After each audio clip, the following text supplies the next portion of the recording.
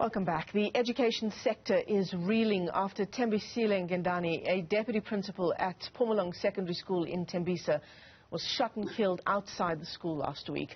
So while the motive for the shooting is still unknown, the incident has once again thrown the spotlight on school safety. Teacher union SADTU joins us this morning to unpack the story. SADTU's General Secretary, in fact, Mugwena Maluleke, is via our video link for us this morning. Mugwena, thanks very much indeed for your time. Incredibly disturbing story this. As SADTU, do you have any information around the motive behind this killing? Good morning, Michelle, and good morning to the viewers at home.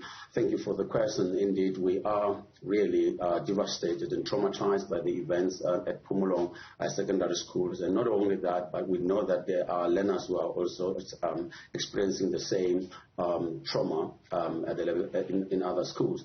We cannot really say with certainty that we have evidence, except that there are rumors that there are two learners who have failed matric, and therefore they might be behind this particular unfortunate incident at the level of the school. But we don't have evidence as yet.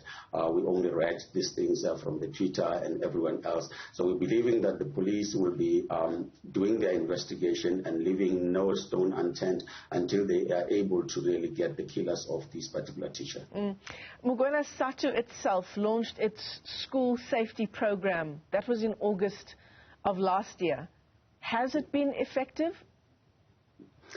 Well, I must say that in other communities it's getting effective. For example, in a KZN, we have been able to really rally the communities, the chiefs in those particular areas, given that 144 schools were attacked during the resurgence in KwaZulu-Natal, and therefore those particular communities are forming committees to making sure that the schools are safe and so forth. And then in the Northern Cape, as you know, it has always been having some school violence and so forth. The communities have really come together and then resolved that they are going to be taking the responsibility to ensure that the learners and the teachers in the schools are safe. Because the question that we should be really dealing with, basically, it is that we need to really address the violence where it is originating, and it originates in the society and not necessarily in the schools. And therefore we need to rebuild our moral fiber as a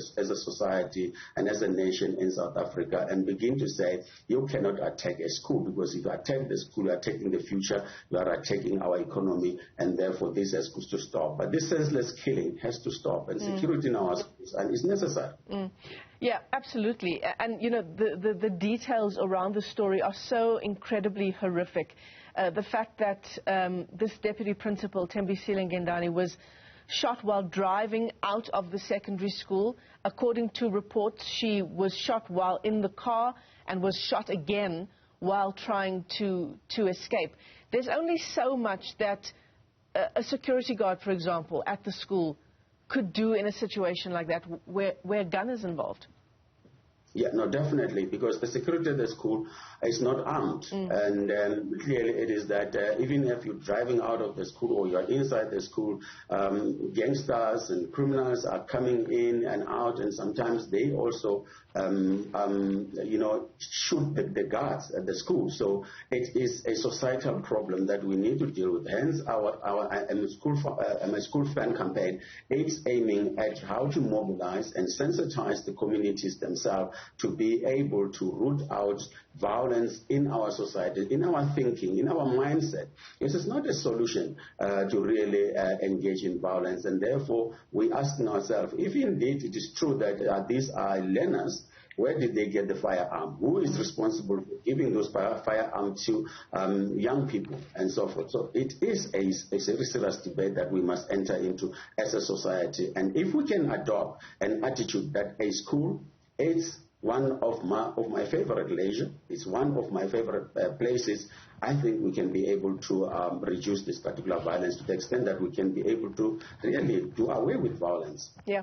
I want to talk to you more about SADTU's school safety program, Mugwena, because, you know, there was an incident in the past couple of weeks as well where a learner was stabbed to death by another learner. And we've been asking the question, you know, how do school learners come onto the premises with weapons. We were told by the Education Department in the province that there are random checks that are done on learners, and they've proven to be quite effective.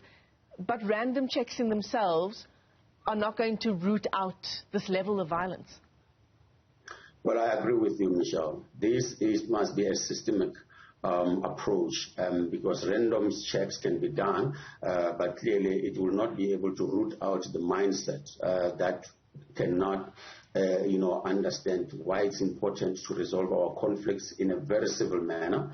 So the issue here is that we can have as much police as possible in our schools. We can turn our school into military camps. But the issue is we will still be able to experience violence because the society is violent itself. Just look at when there is a meeting of a political party, people are on each other's throat. Just look at when the people are just marching. And for a tarred road or for houses or for water, there's always violence. And lawlessness in South Africa is celebrated. And therefore, until such time that really we deal with this thing and seriously and decisively so, we will not be able to root out violence. But our safety program is aimed at really dealing with the mind. It's not really looking at the physical part of it. Yes, it's important, but it's to say, let's educate one another. Let's embrace life, because life is precious. Yeah, you're absolutely right. And there's only so much that the Basic Education Department can do to make our schools safer. Yeah, it is a collective responsibility.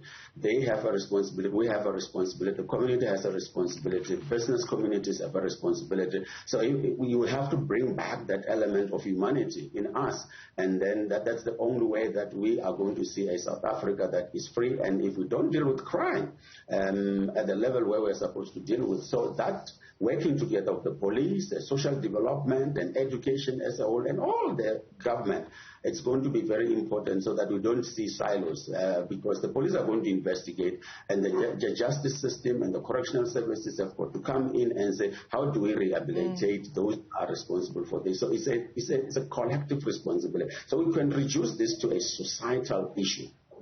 Yeah. Mungwena Maluleke, SADTU General Secretary, let me thank you for your time this morning.